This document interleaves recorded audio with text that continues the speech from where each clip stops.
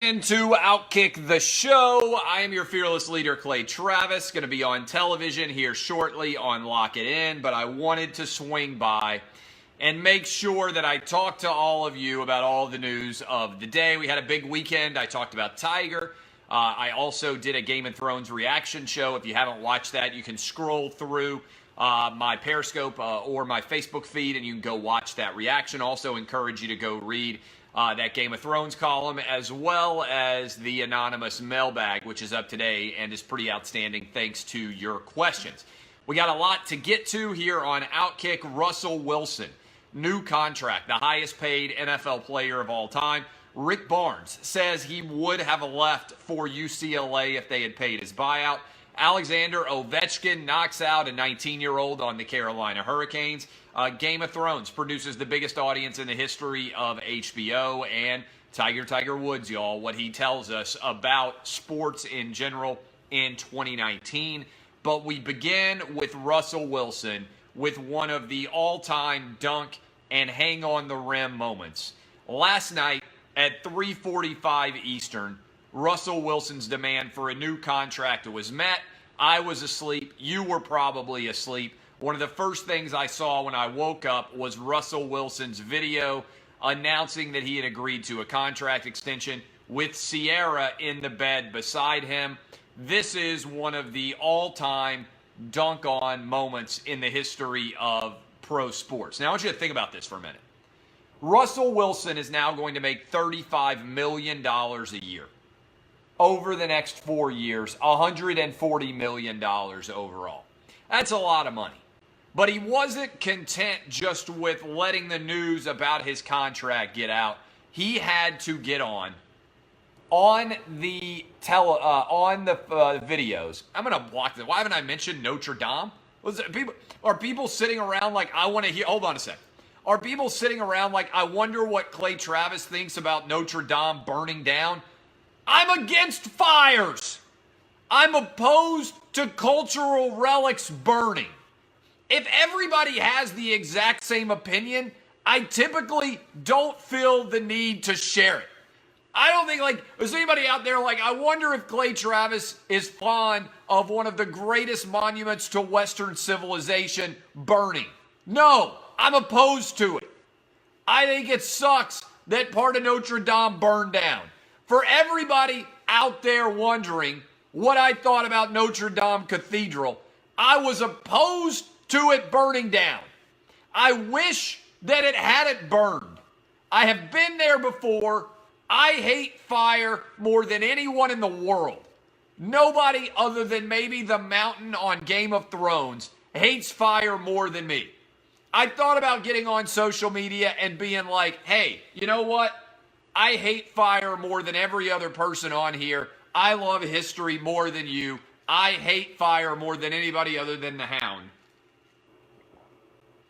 I thought about saying that because I thought there might be a lot of people out there who were like, I wonder what Clay Travis thinks about Notre Dame burning. I'm opposed to it. All right?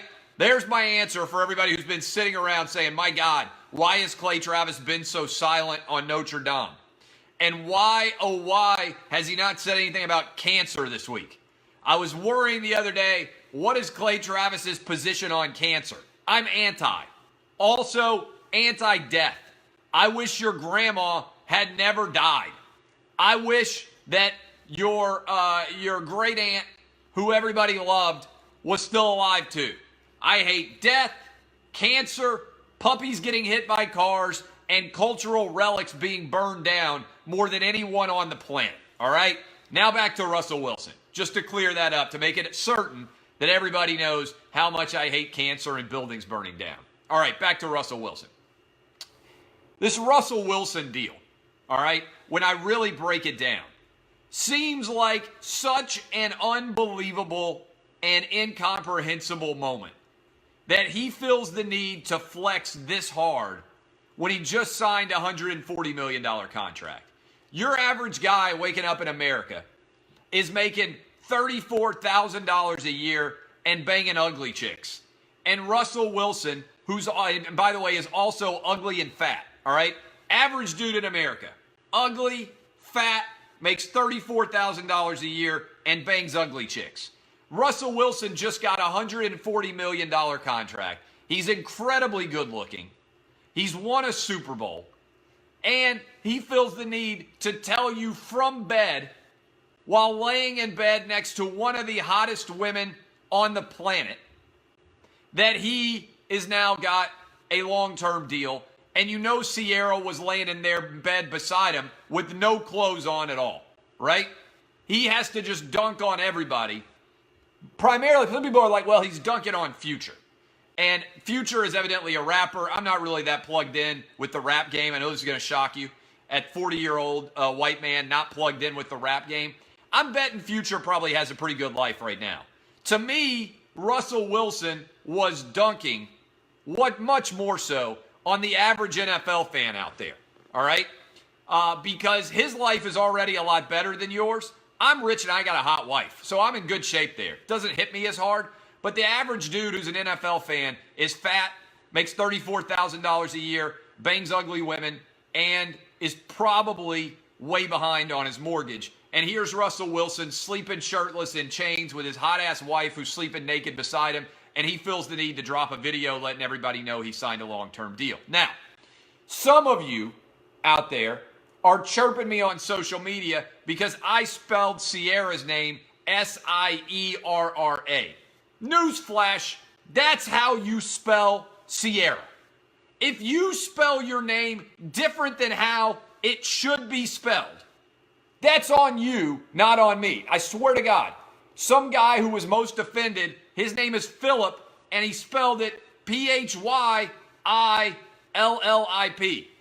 If there is a Y in your name and your name is Philip, and I missed the Y, that's on you, that ain't on me. All right? Sierra is spelled S-I-E-R-R-A. Like the Sierra Nevada mountains. Like the Sierra beer. Like the word that your name is based on. If you choose to spell it differently, that's fine. You can spell it however you want. I'm going to spell it like the drink, like everybody else knows it. It ain't C-I-E-R-A-M-I-S-T. All right? Sierra, your name is spelled with an S. I understand that you have chosen to spell it with a C. That ain't on me. All right? You chose to spell it differently. Normal people like me going to spell it like normal people spell it. All right? That's me. So everybody out there chirping it, I'm spelling the name like the name should be spelled. If everybody else screws it up, it ain't my fault. If everybody else gets it right and you screwed it up, that's on you. Spell the name like it should be spelled. And I don't understand this idea in general of taking a name that everybody already knows how to spell it and spelling it differently. That's on mom and dad, all right? If you take a name that everybody else already knows how to spell it and you choose to spell it differently and then you get upset that people spell it like it's supposed to be spelled, that's on you, right? That's on you. So that's on Sierra. Congratulations to Russell Wilson, though. A couple of stats for you on Russell Wilson, all right? Couple of statements for you on Russell Wilson. First of all, the top 6 highest paid quarterbacks in the NFL last year did not make the playoffs. Couple of stats here. This is how rapidly the salaries have gone up for quarterbacks overall, all right? Andrew Luck in June of 2016 made $24.6 million. That's not that long ago, just 3 years ago.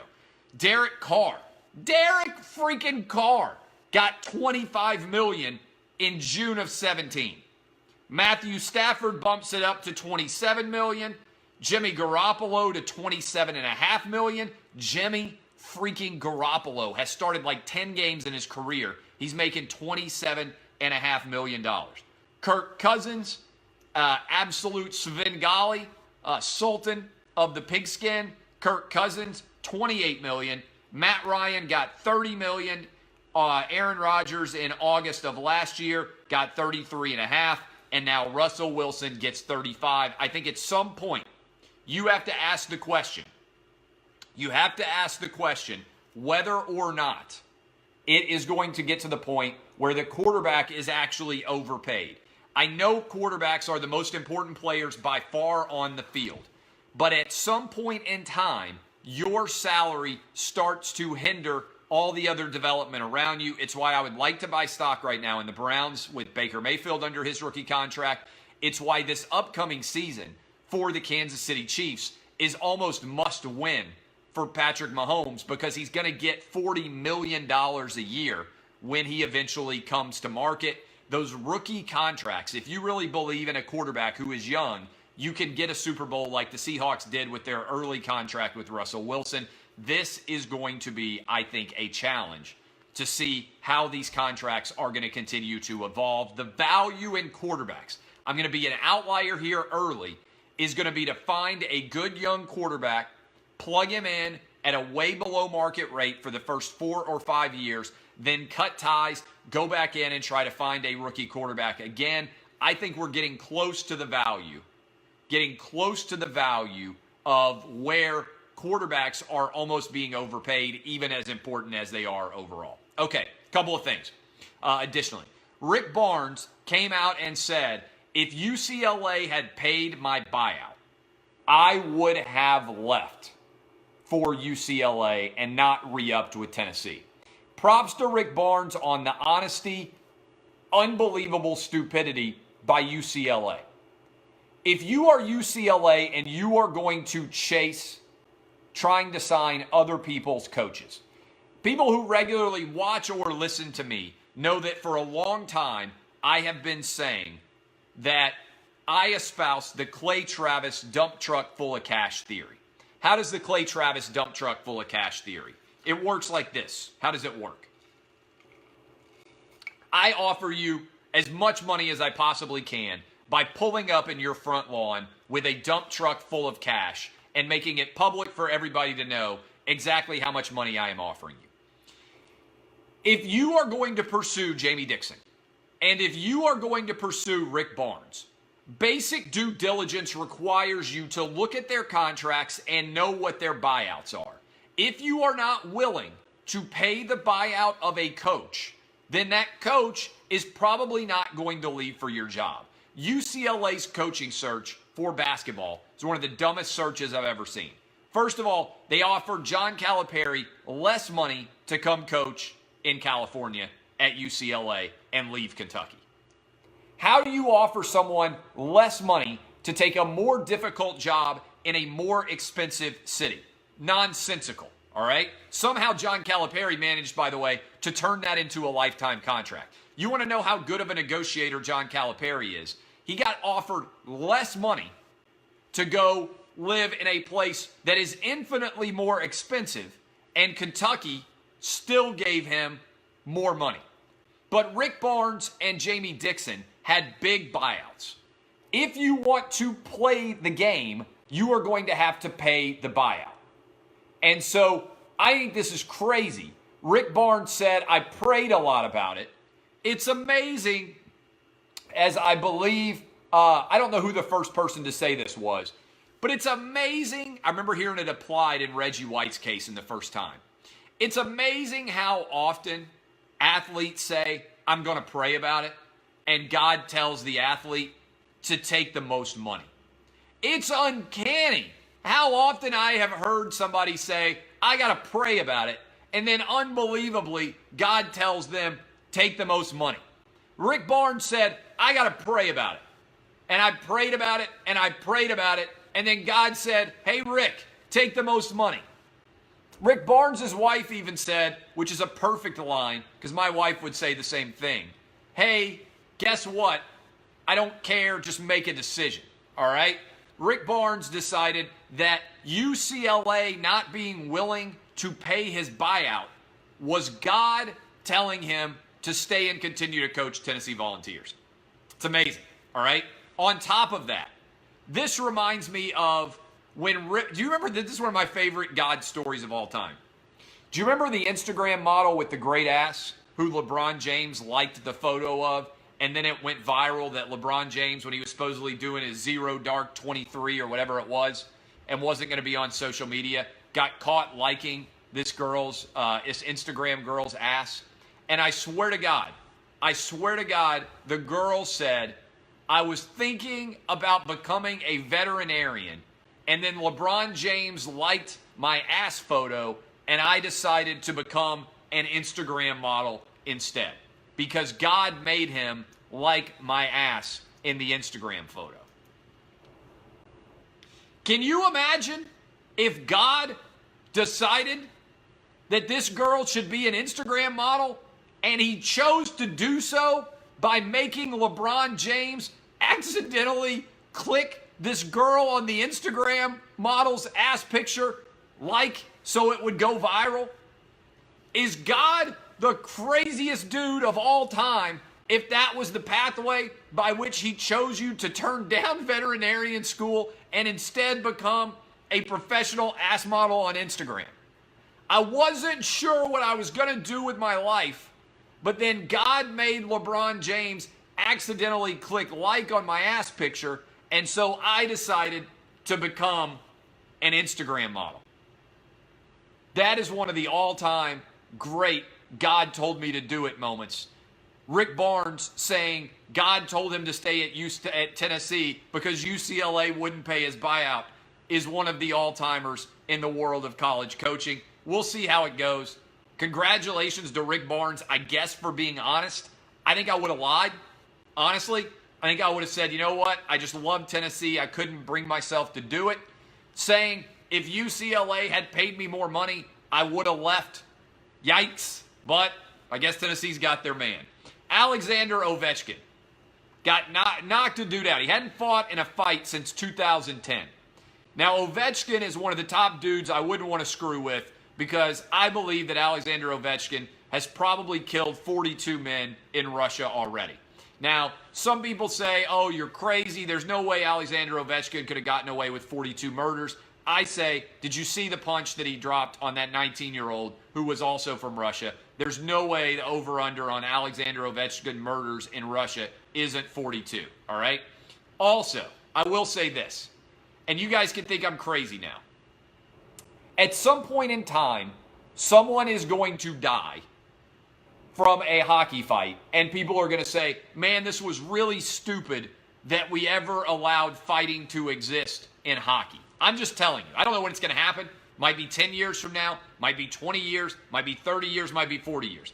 But if you have ever paid attention to stories about fighting, there are always a couple of dumb drunk dudes who get in a fight almost every year somewhere in a college town. One guy punches another guy, and he falls and he hits his head and he dies. This happened when I was in college. I think it was while I was in college. Might have been while I was in law school at Georgetown. Two guys are standing outside of a Georgetown bar. One guy punches another guy. He falls, he hits his head, and he dies. If you watch that video, Alexander Ovechkin wrecked that kid, all right? And when he hit him, he then falls down and hits his head on the ice. This is a stupid thing that they allow to happen in the NHL. I'm fine with MMA. I am fine with boxing when, as a part of your overall sport, it is required that you engage in combat. But I have always said that it's a huge flaw of the NHL to allow fighting. The NBA, to its credit, stopped all fighting. And you know how they stopped all fighting? By simply saying, we're not going to allow it anymore.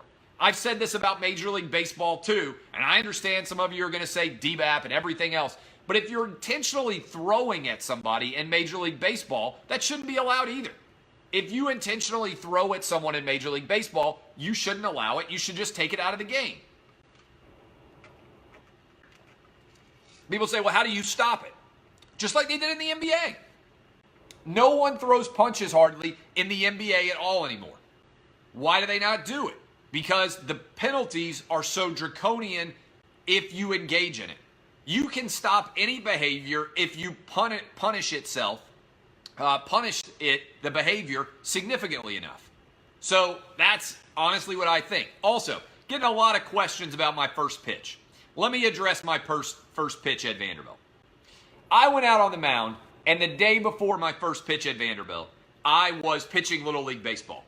And I pitched like 100 pitches, 6 innings with 7 and 8-year-old boys. All right? Flawless. I can deliver a slow pitch over the mound. When I got out to the mound, I said, I want to bring the heat. I want everyone to bow down behind my big pitch. And what happened was I tried to bring too much heat, and the ball soared on me a little bit. Now, let me say this. Not the kind of guy to cast blame, not the kind of guy to draw attention to myself. But I will say this. The catcher should have made the play. The catcher was not actually a catcher. It was just a freshman pitcher, and he didn't stand up fast enough to make the catch. Now, right after that, I went back and I threw another pitch, and it was fine. But I will say this. 300,000 people watched my first pitch. If I had made a perfect first pitch, you know how many people would have watched? 25,000, maybe. There's real value from a viral perspective in a bad first pitch. All right, Game of Thrones, 17.4 million. Everybody out there who feels the need to say, I don't watch Game of Thrones, nobody cares about you. You are an insignificant little pinprick on the overall American population of loserdom to let us all know that you don't watch. Game of Thrones is the last great episodic television show that will exist for most of our lives. I want you to think about this for a minute. Game of Thrones did 17.4 million. By the time everything is counted up, it'll do between 35 and 40 million viewership. I did an entire show on Game of Thrones. You can go read my column at Outkick if you want all of my Game of Thrones related columns, okay? And all my opinions. But let me just say this. I think you should be watching Game of Thrones if for no other reason than for this one. We in the future, the idea that episodic television existed or that people would build their weeks around it will be utterly foreign to anybody 20 years from now. It will be the same thing as like you being asked, how much oats does a horse need to eat? If you think about most of human history, we all had a massive amount of knowledge surrounding what was required to keep horses healthy. They were our primary means of transportation. Every person had knowledge about horses. Right now, 99% of you, myself included, know nothing about horses because the car came along and completely kicked the horse to the curb. Game of Thrones is going to be the last show that produces a hugely massive audience ever that only occurs 1 week at a time, and you're supposed to sit down in front of a television and watch it communally. That will be the last show that this is the case for, because everything is trending in the direction of Netflix, where the show will be simultaneously released. The only thing that we will watch from a communal perspective is sports, major sports live on television, and big news events like, as I've already said, Notre Dame burning down, which for everybody out there who was wondering, I am completely opposed to relics of history burning down. Some people early in the show were saying, how come you haven't commented on Notre Dame? What's your opinion on that? My opinion, just to make it straightforward and clear, is that I am opposed to primary monuments of Western civilization burning down, okay? Just to make that clear. Don't like cancer, opposed to death. Few people hate fires destroying buildings more than your boy here, just so you know. Finally, I want you to think about this. So the Game of Thrones audience will be one of the final moments we ever have an audience produced of that magnitude. Final thought here on Tiger Woods. Tiger Woods is the actual descendant of Michael Jordan. My book, Republicans Buy Sneakers Too, which hopefully all of you read, has a big discussion about how Michael Jordan represented the full flourishment of the larger universe of sports, attracting an audience that appeals to everybody, that appeals to black, white, Asian, Hispanic, gay, straight, whatever your background is. Tiger Woods followed Michael Jordan in the goal of allowing his excellence to be his hallmark and trying to unite us all. This, to me, is an incredible value that I think more athletes should try to climb and ascend to. In this era where athletes spend way too much time on social media, what they end up doing is detracting from their overall audience while trying to serve a niche. Within a short period of time, Bill Clinton and Donald Trump had both congratulated Tiger Woods. That's because Tiger Woods has played golf with George W. Bush, George Bush, Bill Clinton, Barack Obama, and Donald Trump. He is a throwback and also, I hope, a throw forward in terms of his public profile. I have said for a long time to everybody who watches this show, I don't root against any president to fail. If any president asked for my help, regardless of their political party, or if any president invited me to the White House, or if any president invited me to play golf, I would be there in the click of your fingers. Because I want the president to succeed, because rooting for the president to fail means that I'm rooting for our country to fail. Tiger Woods has been ripped for saying that he is not going to come out and rip Donald Trump. More power to Tiger Woods. Props to him for accepting what Donald Trump is going to offer him, this new medal. And props to Tiger Woods for doing what Michael Jordan did as well, for using sports to unite us all regardless of our differences, for allowing his excellence to be appreciated by everyone. Tiger is the descendant of Michael Jordan. The LeBron James sports train has become too popular. It's veered off in all sorts of crazy directions. Athletes can get political if they want to, but that doesn't make them heroes. That makes them, unfortunately, just another niche object in American life that is being cut and sliced and diced from a tribal perspective. I want the biggest and best athletes to try to appeal to everyone. Good for Tiger Woods. Props to my man Tiger. He is indeed great. This is Clay Travis. SBAP sometimes, unless you need the DBAP. I'm going to go do television now. Enjoy hanging out with us here on Lock It In on FS1. Appreciate all of you. Kisses. See y'all tomorrow. Thank you, Facebook. Love you. See ya.